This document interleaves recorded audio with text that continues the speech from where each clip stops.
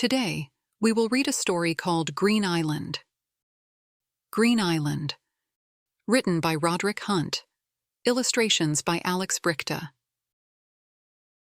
Mr. Johnson took his class away for the week. They went to a big house called Seabay House. Mrs. May went too. The children were excited. Seabay House was near the sea, and there were lots of interesting things to do.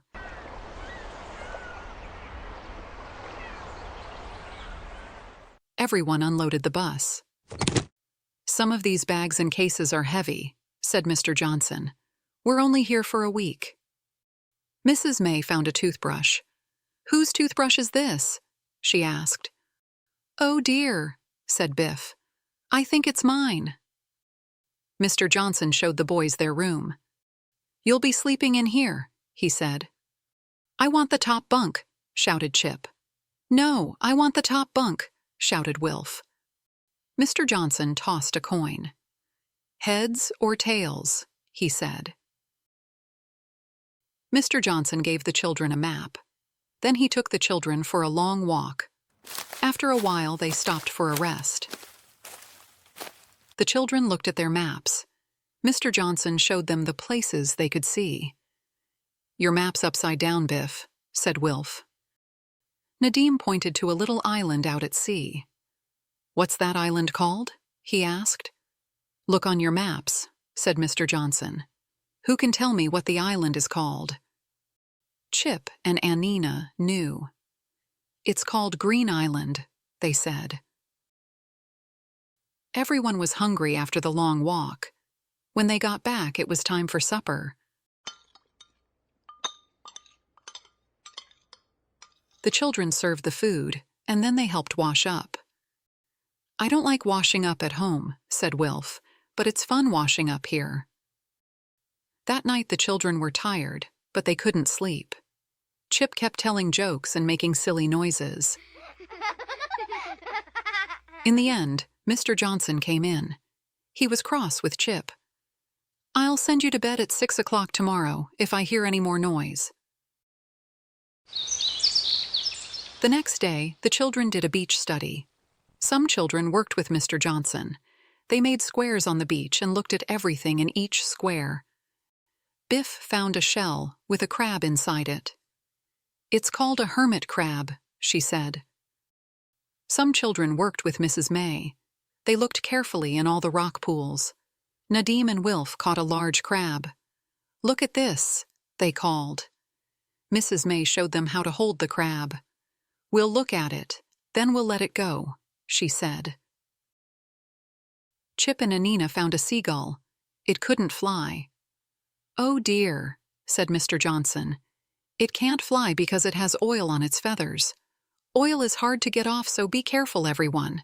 Mind you don't get oil on you." "How do we get the oil off the seagull?" asked Chip.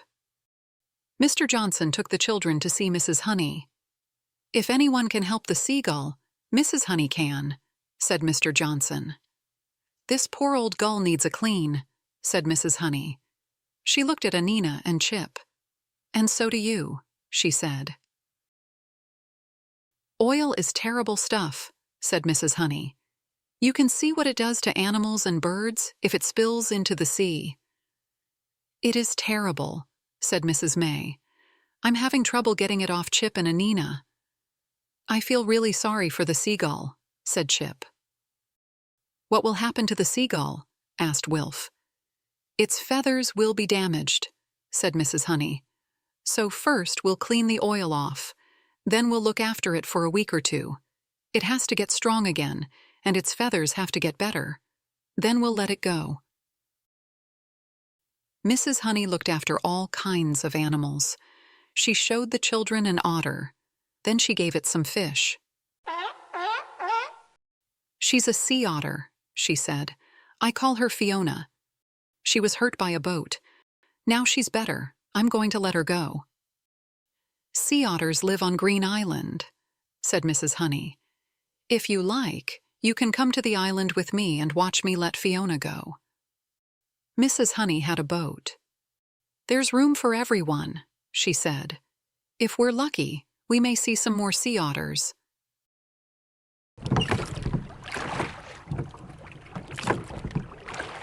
The children went across to Green Island in the boat. Mrs. Honey stopped a little way from the island.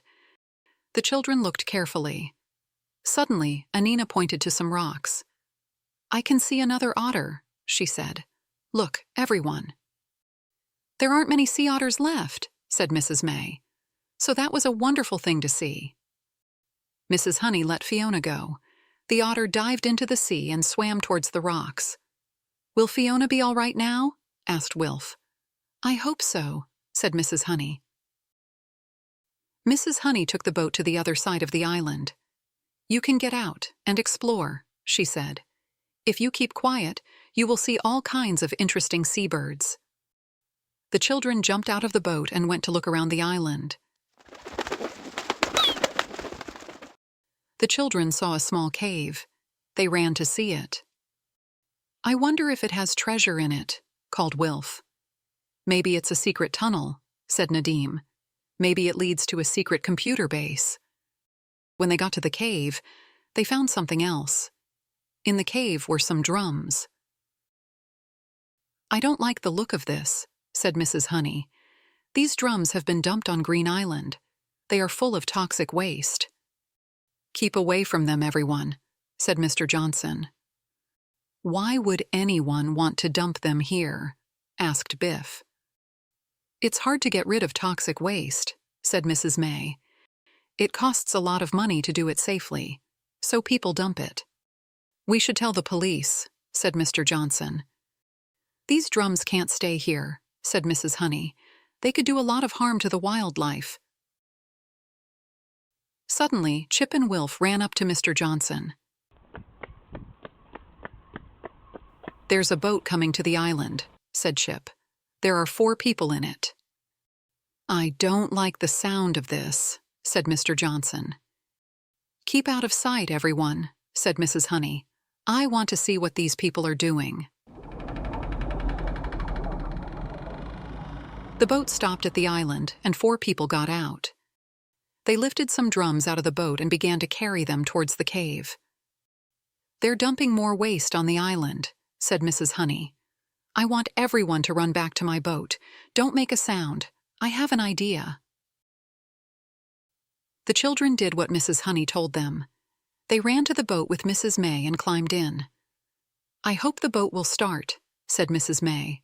"If it doesn't, I don't know what we shall do." "Do you think those people are dangerous?" asked Chip.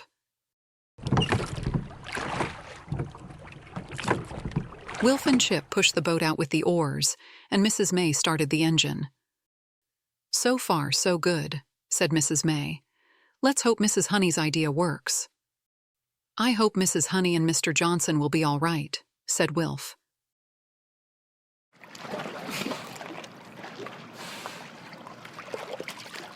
Mrs. Honey's idea worked. She and Mr. Johnson had taken the other boat.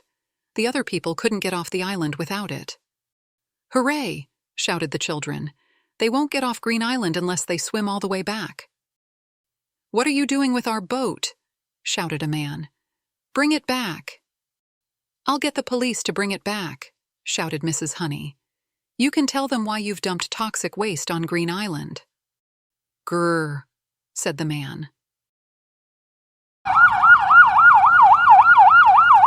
The police took the people off the island.